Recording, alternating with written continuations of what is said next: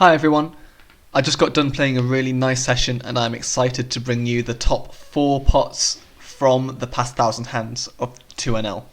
So let's just jump straight into it. We get dealt pocket kings and we open, face a call and just a straight up jam for 60 big blinds. Falls back to us, obviously we're calling it off and we're against ace jack offsuit. We run it and our opponent only wants to run it once, so we do, and we unfortunately lose this one. This is a pretty good sign because this is the only pot that we lose in our top 4, and it's when we were ahead anyway. You know, when that happens, that's a pretty good sign. We're generally going to end up winning. Okay. Our third biggest pot, we are dealt 7s. We face 2 limps. And we decide to overlimp with our 7s. I don't think there's much value in isolating because we'd have to raise really large and our hand's not that strong. I think it plays better as a overlimp to try and play and to set mine. One thing to note is this Alex M guy, this Alex Mers guy is playing almost all of his hands. In addition, every hand that he has played so far, so 18 of them, he has not been folding, ever. He will always bet, and he'll always put money in, and he even called the river like quite a large. His opponent raised him quite large, and he had king high, so he's not in a folding mood at all. So bear that in mind when we're going forward. We see a 9-5-3 flop. We check. Alex bets 2 cents. We are going to continue, because we have huge implied odds versus this particular player. If we hit a 7, we can just stack him, basically, because he's going to put the money in. So we call, and everyone else calls. We turn a glorious 7. We check to Alex. He bets 10. We completely exploitatively, should I say, raise to 40 cents. The other 2 players know better and fold, and Alex puts it in. We obviously snap call, and we are against 10-3 of hearts, so he's actually just drawing dead. There's no card that can help him. So we scoop that one for ourselves. Okay, our second biggest hand, we're 3-handed, folds to us. We open 6-5 suited. This guy's kind of fishy, just by his stats alone. Even though we've only got 13 hands on him, we can see that he's playing like all of his hands and he's not really raising them. He defends, we reach a flop of 6-5-3, flop ourselves top 2 pair, and we decide to bet about 2/3 pot. Quite a large bet compared to the third pot bet that I like doing, but that's because on this kind of board, it's very dynamic, so we actually don't want to see bet our entire range. We want to select stronger hands to bet and stronger draws to bet, and then check with some of our more middling hands and our trash. So I decided to just bet this. Also, because this guy's a fish, we just want to put money in with strong hands, right? We get raised, and we will happily call. There's a case for 3-betting, but I think 3-betting, even versus a fish, just turns your hand a bit face up. And if he has like ace-6, or king-6, he'll just fold. So we call. Turn as a jack, which brings in a second flush draw, but other than that, doesn't really change much. We check it over to him. He decides to just jam. For about 2.5x pot, and we pretty happily call that off against this specific opponent, just knowing that he's a bit wild. He turns over 10-6 suited when we call it off, so he's drawing very slim, and we manage to hold on the 8 of diamonds river for a wonderful pot, $4 going our way. And finally, the biggest hand. Again, pocket 7s, that's our money hand at the moment. We see an open, a min 3-bet, so this guy's kind of bad.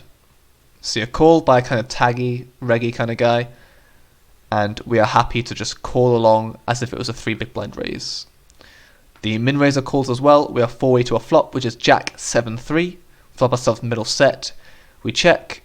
There's a c-bet for half pot, and the reg calls. Now, this is quite interesting, whether to just call or whether to raise. And I think because we're multi-way, there's so many draws that can come in, like gut shots or flush draws that can come in. And also there's pocket 3s that can give us action, and top pair is likely to give us action. we are just going to raise. Kidding. I don't actually like this line. I prefer squeezing. I think calling's a mistake here. It's just a bit too passive. Anyway, we see a 6 turn, which brings in more draws and more flushes and all that kind of stuff. We check, considering that we called. We see another bet, but this time it's tiny. It's 10 cents into 61, so 6th pot. And we see a raise. Now this is getting a bit dicey.